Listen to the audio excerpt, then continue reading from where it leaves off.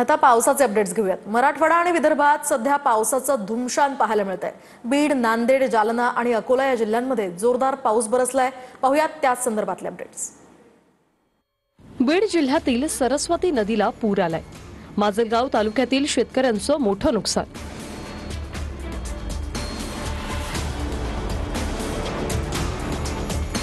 सततच्या पावसामुळे हिंगोलीत कयाधू नदीला पूर आलाय।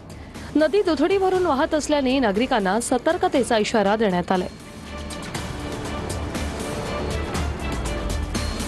सोलापूर जिल्ह्यातील सीना नदी पात्रात 30,000 क्युसेकने पाण्याचा विसर्ग वाढवण्यात आलाय।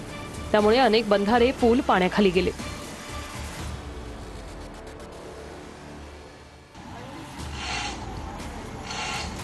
धाराशिवच्या कळंब खामसवाडीत ओढ्यात 4 चाकी कोसळली।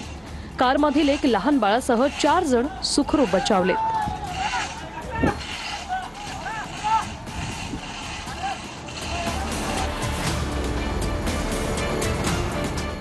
नांदेडमध्ये पुराच्या पाण्यात थार गाडी अडकल्याची घटना घडली।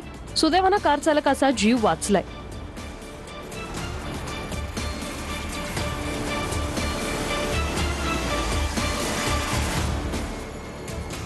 अकोल्याच्या मूर्तिजापूर तालुक्यात ढगफुटी सदृश्य पाऊस झाला।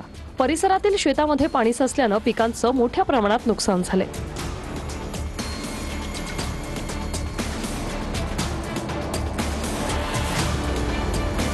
बीड तालुक्यातील पोत्रा गावात पूल पार करताना शेतकरी वाहून गेल्याची घटना घडली।